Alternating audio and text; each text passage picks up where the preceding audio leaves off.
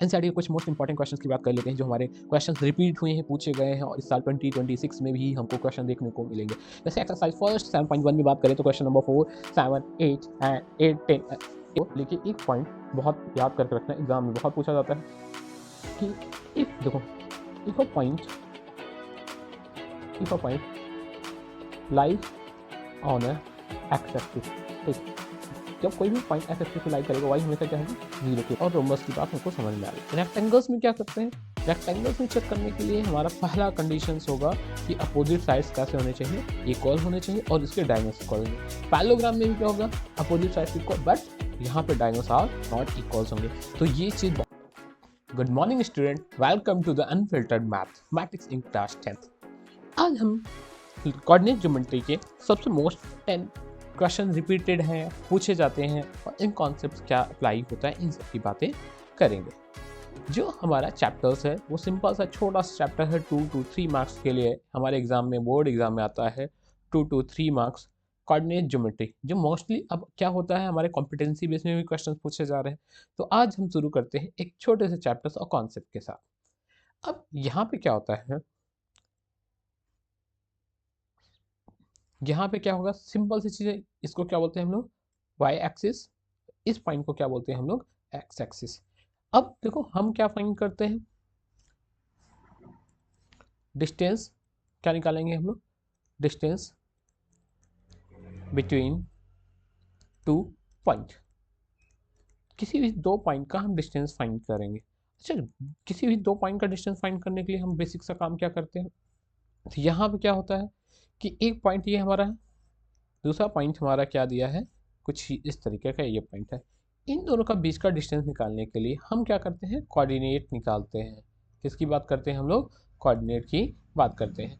अच्छा, अब यहाँ पे जो कोऑर्डिनेट होता है हमारा, अब कोऑर्डिनेट कैसा दिखेगा, जैसे ये हमारा क्या, इसको x1 मानेंगे और ये क्या होगा हमारा y1, ये क्या होगा x2 होगा, ये हमारा क्या होगा y2 होगा। अच्छा, इस चीज़ को समझते हैं क्यों x1 और x2 होता है। ये कौन सी लाइन होती है, इसको एक्स एक्सिस लाइन बोलते हैं, उसको क्या बोलते हैं हम लोग, वाई एक्सिस लाइन बोलते हैं। क्या बोलते हैं, वाई एक्सिस लाइन। तो एक चीज देखो, ये पूरा पॉइंट किसको बताएगा, एक्स पॉइंट को। अच्छा, जो कोऑर्डिनेट हुआ, जैसे हमने क्या माना, ये हमारा एक्स 1 है, ये 2 है, ये 3 है, ये 4 है, ये 5 है, ये 6 है। अच्छा, इधर 1 मान लो, 2, ये 3, 4, 5, 6, 7। अब इनके बीच का कोऑर्डिनेट निकालने के लिए ये हमारा पॉइंट जो बनेगा, तो यहाँ पे क्या करते हैं हम लोग, कुछ इस तरीके की लाइन ड्रॉ करते हैं फाइंड करने के लिए। मैं डेरिवेशन नहीं कराऊंगा, बस समझाने के लिए। तो यहाँ पे क्या किया गया, कुछ इस तरीके की लाइन ड्रॉ की गई। यहाँ पे भी क्या किया गया, कुछ इस तरीके की लाइन ड्रॉ की गई। अब यहाँ पे देखो, यहाँ पे भी क्या होगा, ये हमारा एक्स एक्सिस से पॉइंट से ज्वाइन करेंगे वाई एक्सिस से। अब ये देखो हमारा कुछ इस तरीके का राइट एंगल्स ट्रायंगल बन जाएगा। जब इस पॉइंट का राइट एंगल्स बनेगा, इस पॉइंट को निकालने के लिए, मतलब इन दोनों का बीच का डिस्टेंस निकालने के लिए हम लोग क्या करते हैं, अच्छा, इस पॉइंट का क्या बोलेंगे, यहाँ पे देखो, ये हमारा पॉइंट क्या होगा, ये x1 हो जाएगा और ये पॉइंट क्या बनेगा हमारे लिए, x2 पॉइंट बनेगा। तो ये x कोऑर्डिनेट पहले लिखते हैं। तो इस चीज़ को समझना, हम सिंपल सी बात है, इफ एक कंडीशंस, कुछ चीज़ें याद करना। अब मैं कुछ और टर्म बता दूं। अब हमारे पास, इसको क्या बोलते हैं हम लोग, ऑरिजिन बोलते हैं, ठीक है, क्या बोलते हैं, ऑरिजिन। अब कोऑर्डिनेट की बात करते हैं। तो अब यहाँ पे क्या होगा, डिस्टेंस, हमको डिस्टेंस फार्मूला क्या हो जाएगा तब हमारे लिए, अंडर रूट x2 माइनस, ध्यान देना, x2 माइनस x1 का whole square plus y2 minus y1 का होल स्क्वायर।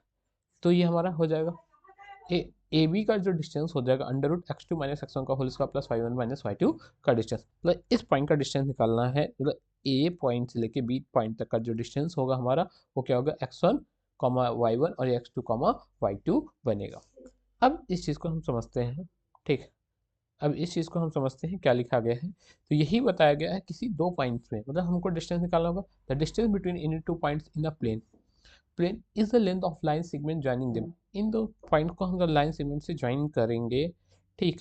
जो हमारा पॉइंट P है और यहाँ पे पॉइंट क्या है, Q है, इनके बीच का जो डिस्टेंस होगा वो क्या होगा, x2 माइनस x1 का होल स्क्वायर और y2 माइनस y1 का होल स्क्वायर। अच्छा, फिर ऐसे ही आते हैं, जब ऑरिजिन से बात करते हैं, ऑरिजिन की बात हुई। अच्छा, इस पॉइंट से हम जब डिस्टेंस लेते हैं ऑरिजिन से, इस पॉइंट ऑरिजिन से जब डिस्टेंस लेंगे तो ये हमारा क्या हो जाएगा, सिंपल सी बात है, तो हमारे लिए फॉर्मूला क्या हो जाएगा, अंडर रूट एक्स, यहाँ पे सिंपल से एक्स कॉमा ये क्या X square plus Y square direct use करेंगे। ऐसे अब आते हैं, ये हमारा क्या हुआ, बट कुछ चीज़ें अब ध्यान से सुनना जो इंपॉर्टेंट पॉइंट्स रहेंगे हमारे लिए। की पॉइंट्स की बात करते हैं, कोऑर्डिनेट ज्योमेट्री में होता क्या है, हम सिंपल सी बात है कुछ की पॉइंट्स को यहाँ पे ध्यान देंगे। की पॉइंट्स क्या कहते हैं, इसको हम कोऑर्डिनेट में क्या होता है, 4 कोऑर्डिनेट होते हैं, x1 होता है, एक क्या first coordinate, second coordinate, third coordinate and fourth coordinate. First coordinate में क्या होता है, दोनों साइन पॉजिटिव होता है हमारा, क्या होता है, दोनों साइन पॉजिटिव होता है। ये देखोगे तो ये हमारा क्या है, दोनों साइन हमारा क्या होगा, पॉजिटिव होगा। सेकंड कोऑर्डिनेट में क्या होगा, एक्स एक्सिस हमारा क्या होता है, निगेटिव होता है, वाई एक्सिस क्या होता है, पॉजिटिव होता है। जैसे इस कोऑर्डिनेट की बात हो रही है, ये हमारा क्या होगा, जहाँ पे ये पॉइंट दोनों मिल करेंगे, ये यहाँ पे ये आएगा हमारा, ये निगेटिव साइड से है। अच्छा, थर्ड कोऑर्डिनेट में क्या होता है, दोनों निगेटिव होते हैं। और फोर्थ कोऑर्डिनेट में क्या होता है हमारा, एक्स एक्सिस पॉजिटिव होता है, वाई एक्सिस क्या होता है, निगेटिव होता है। इसी बात को लेके एक पॉइंट बहुत याद करके रखना, एग्जाम में बहुत पूछा जाता है कि इफ देखो, if a point if a point lies on A x axis, ठीक, जब कोई भी पॉइंट एक्स एक्सिस पे लाई करेगा, वाई हमेशा क्या होगा, जीरो के बराबर आएगा। तो इस पॉइंट पे जैसे कोई भी पॉइंट लाई कर रहा है एक्स एक्सिस में, यहाँ का कोऑर्डिनेट हमेशा क्या होगा, जैसे इसका कोऑर्डिनेट क्या होगा, 1,0, इस पॉइंट का कोऑर्डिनेट क्या होगा, 3,0, इस पॉइंट का कोऑर्डिनेट क्या होगा, 5,0। तो ऐसे ही इस साइड जाएंगे तो क्या हो जाएगा, -1,0। तो सिंपल सी है, एक्स एक्सिस पे जितनी भी पॉइंट्स होंगे हमारे क्या होंगे हमेशा, ये कुछ इस तरीके का बने। If point lie on the X axis, Y हमेशा क्या होगा, जीरो होगा। ये की पॉइंट्स नोट कर लेना। अब आते हैं, जैसे अब हमारा क्या होगा, ये point lie on the Y axis. अच्छा, अब ऐसे ही इस चीज़ को बताया गया, सिंपल सी चीज, इफ पॉइंट कहाँ पे लाई होगा, if point lies on a Y axis, यहाँ पे क्या होगा, एक्स हमेशा जीरो हो जाता है, ठीक। तो इस सारे पॉइंट्स पे एक्स हमेशा क्या हो जाएगा हमारे लिए, जीरो कोऑर्डिनेट होगा, ठीक। क्या हो जाएगा, जैसे अब इस पॉइंट का कोऑर्डिनेट क्या होगा, सिंपल सी बात है, जीरो कामा कोई भी, जैसे 1 2, ये 3, ये 4, ये 5, ये हमारा क्या होगा, 6, तो ये 0,-6 हो जाएगा। तो किसी भी पॉइंट को, अच्छा एक्स एक्सिस के पॉइंट को क्या बोलते हैं हम लोग, एक्स कोऑर्डिनेट के पॉइंट को एब्सिस है, और वाई एक्सिस के कोऑर्डिनेट को क्या बोलेंगे, ऑर्डिनेट पॉइंट को क्या बोलेंगे, ऑर्डिनेट। और दोनों मिलके हमारे लिए क्या बनते हैं, एब्सिसा और ऑर्डिनेट। ये बात अच्छे से समझ में आ गई होगी। अच्छा, इस पॉइंट को बहुत अच्छे से संभाल के रखना, क्योंकि हमको बहुत ज़्यादा क्वेश्चन इसे पूछे जाएंगे।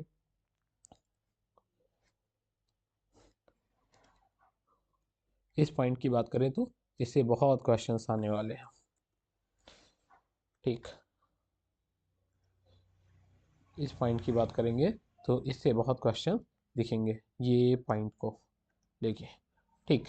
तो ये हमारा क्या होता है, एक्स एक्सिस और वाई एक्सिस क्या होगा। अब कुछ प्रो यहाँ पे इस वर्ड को यूज़ करना, अब हमको क्या होता है, मैक्सिमम बच्चे इस पे गलती करते हैं, डिस्टेंस फॉर्मूले पे क्वेश्चंस आता है, ठीक। तो डिस्टेंस फॉर्मूले पे क्वेश्चंस आए हैं हमारे। जैसे डिस्टेंस फॉर्मूले पे क्या होता है, हमसे कई चीज़ें पूछी जाती हैं, ये हमारी लाइन, ये जो गिवन क्वाड्रिलेटरल है, स्क्वायर है कि नहीं, पैरेललोग्राम है कि नहीं, ठीक। हमारा फिर आता है रोम्बस है कि नहीं, ठीक। वो प्रूव करने के लिए आता है कि ये प्रूव करना है कि स्क्वायर होगा, पैरेललोग्राम होगा, कि हमारा रोम्बस होगा कि नहीं। जैसे अब इस चीज़ को ध्यान देना, स्क्वायर प्रूव करने के लिए, जैसे स्क्वायर को प्रूव करने के लिए बात करें तो यहाँ पे क्या करते हैं, स्क्वायर प्रूव करने के लिए क्या, फोर साइड साथ इक्वल हमको डिस्टेंस निकालेंगे, उसके बाद जो लेंथ ऑफ द डायगोनल्स होगी वो हमारी इक्वल है कि नहीं, उसको भी चेक करेंगे। जैसे मैं एज अ तुम लोग को समझा सकता हूँ, यहाँ पे क्या लिखा गया है हमारा, कुछ इस तरीके का स्क्वायर है जी, ये स्क्वायर बॉक्स है, ठीक। तो अब हम लोग क्या करेंगे, जैसे इस पॉइंट का कोऑर्डिनेट है हमारा, इस पॉइंट का जो कोऑर्डिनेट है गिवन होगा, कुछ इस तरीके का मान लेते हैं हमारा 1,2, ये हमारा ले लेते हैं 2,2, 2,4, एंड ये हमारा क्या होगा, 2,6, और मान लेते हैं हमारा ये 7,2 हो गया, कुछ इस तरीके का। अब इसका हमको निकालना होगा कि हमारा ये स्क्वायर है कि नहीं। अच्छा, ये डेटा एक्यूरेट नहीं है तो इसको सॉल्व नहीं करना, बस ऐसे समझाने के लिए। तो हमको क्या करना पड़ेगा, सारे साइड्स को इक्वल प्रूव करना पड़ेगा। जैसे ए बी है, ये बी सी है, ये हमारा क्या है, सी डी। तो इसको चेक करेंगे हम, क्या A B equals to B C है कि नहीं, फिर B C equals to C D check करेंगे, फिर C D equals to A C. जब ये इक्वल होगा तो ये एक स्क्वायर और या तो रोम्बस होगा, ये तो बात तो ट्रू है। ठीक, इन दोनों में से कोई भी कंडीशंस फुलफिल हो सकती है। बट हमको यहाँ पे एक्यूरेट चेक करने के लिए ये हमारा परफेक्ट है कि नहीं, तो इसके लिए हम क्या करेंगे, इसकी लेंथ ऑफ द डायगोनल्स को चेक करेंगे। क्या चेक करेंगे, लेंथ ऑफ द डायगोनल, मतलब ए से लेके सी तक का डिस्टेंस फाइंड करेंगे और एज इट इज बी से लेके डी तक का भी डिस्टेंस निकालेंगे। जब हमारा डिस्टेंस सेम हो जाएगा, ठीक, मतलब all sides are equal and the यहाँ पे क्या होगा, length of the diagonals are also equal, इसको हम लोग क्या बोलेंगे, तब हमारे लिए स्क्वायर बनेगा। तो ये पहला कंडीशन बताया, prove that the four sides are equal and the length of diagonals are equal.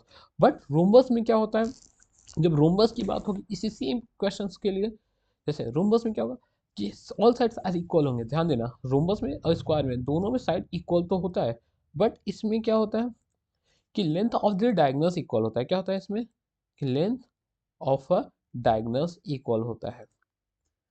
यहाँ पे क्या होता है, लेंथ ऑफ डायगोनल्स इक्वल होता है, बट इसमें क्या होता है, लेंथ ऑफ डायगोनल्स इक्वल नहीं होता है। इस बात को ध्यान देंगे, क्या नहीं होता है, length of diagonals are not equals. ठीक, ये क्या हो जाएगा, इक्वल नहीं होगा, इसमें क्या होगा, इक्वल होगा। तो इस बात को ध्यान देंगे, हमारा आंसर बन जाएगा। तो अब रोम्बस को, स्क्वायर और रोम्बस की बात हमको समझ में आ गई। रेक्टेंगल्स में क्या करते हैं, रेक्टेंगल्स में चेक करने के लिए हमारा पहला कंडीशंस होगा कि अपोजिट साइड्स कैसे होने चाहिए, इक्वल होने चाहिए और इसके डायगोनल्स इक्वल होने चाहिए। पैरेललोग्राम में भी क्या होगा, अपोजिट साइड्स इक्वल बट यहाँ पे डायगोनल्स आर नॉट इक्वल्स होंगे। तो ये चीज़ बहुत ध्यान देना, इसमें बहुत क्वेश्चन पूछा गया। जैसे एनसीईआरटी की बात करें, एनसीईआरटी एग्जाम्पल नंबर 2 आता है, इसे हमारा ये क्वेश्चन 2023 में एक पूछा गया था। ठीक है, 2 मार्क्स का क्वेश्चन आया था कि हमारा ये सीधा सीधा 2023 में, ध्यान देना, एनसीईआरटी एग्जाम्पल नंबर 2 से क्वेश्चन था। अब अब आते हैं नेक्स्ट कॉन्सेप्ट की तरफ से। प्लीज इसको अपनी कॉपी में नोट करके बोर्ड के साइड जहाँ पे पढ़ते हो उसको, सारी चीज़ों को बार बार रिवीजन करेंगे। अच्छा, इसी बात पर तुम लोग को और एक चीज़ बता देता हूँ, कुछ प्रॉपर्टी ऑफ ट्राइंगल्स की भी बात होती है। ठीक, प्रॉपर्टीज ऑफ ट्राइंगल्स में क्या करते हैं,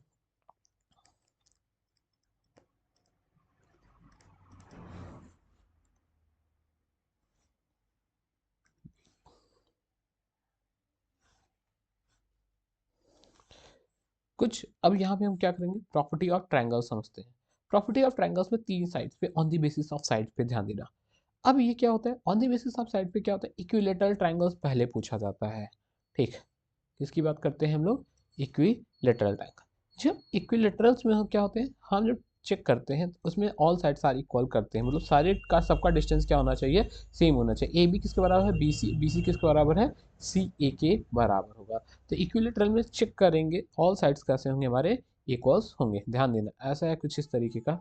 यहाँ पे तुमको चेक करना है ए, ये हमारा क्या हो जाएगा बी, और ये हमारा क्या होगा सी। इन सब की डिस्टेंस क्या होनी चाहिए, सेम होनी चाहिए, मतलब ए से लेके बी तक, बी से लेके सी तक, सी से लेके ए तक डिस्टेंस सेम होगा, तब इसी को क्या बोलेंगे। अब आते हैं आइसोसेलेस ट्रायंगल्स। ठीक है, जो आइसोसेलेस ट्रायंगल्स होंगे वो उस किसकी बात करेंगे, हमारे इसमें 2 साइड्स इक्वल होंगे, मतलब ए बी। ध्यान देना, जब आइसोसेलेस होगा तो ए बी क्या होगा, ए सी के बराबर हो जाएगा, but not equals to B C के हो जाएगा। तो A C equals to A B equals to A C and not equals to B C होगा, आइसोसेलेस होगा। जब स्केलेन चेक करेंगे यहाँ पे, स्केलेन ट्रायंगल्स में क्या होगा, कोई भी साइड्स इक्वल नहीं होगा, इस चीज़ को ध्यान देना। ठीक, कोई भी साइड यहाँ पे इक्वल नहीं होगा, मतलब A B not equals to B C not equals to C A, कोई भी हमारा इक्वल नहीं होगा। इससे क्वेश्चंस आते हैं, बहुत ध्यान देना कॉन्सेप्ट को लेके। ठीक, अब आते हैं इस बात को आगे चलते हैं। कोलिनियर पॉइंट्स क्या होते हैं, जो सबको पता होता है, किसी भी, देखो इसमें सिंपल सी चीज़ लिखा गया, let A B C 3 points होते हैं, मतलब कोलिनियर पॉइंट्स ऐसा समझना कि किसी भी 3 पॉइंट, ठीक है, a line passing through 3 points, 3 point से हमारी लाइन पास हो रही है, उसको क्या बोलेंगे, कोलिनियर पॉइंट्स। ऐसे समझो जैसे हमने क्या किया, एक लाइन है ये पास हुई, ठीक, ये क्या हो रही हमारी लाइन पास हो रही किसी एक, हम्म, ठीक, अब यहाँ पे देखो ये हमारा क्या है, 3 पॉइंट से हमारी लाइन पास हो रही है। जैसे ए पॉइंट ये है, पॉइंट बी है, ये पॉइंट सी है, यहाँ जैसे देख सकते हैं ए बी सी। तो let A, B, C are the given point A and B are will be the collinear if the sum of the length of any 2 line segments are equal to the length of the third line segment। अच्छा, A B और यहाँ क्या है B C, equals to क्या हो जाएगा, total length के बराबर हो जाएगा। ये हमारा क्या हो जाएगा, कोलिनियर पॉइंट्स बोलेंगे। अब आते हैं कोलिनियस, इजी सा है, एनसीईआरटी का एक क्वेश्चन है 7.2 में है, क्वेश्चन नंबर सेकेंड्स, इसको प्लीज जरूर सॉल्व कर लेना।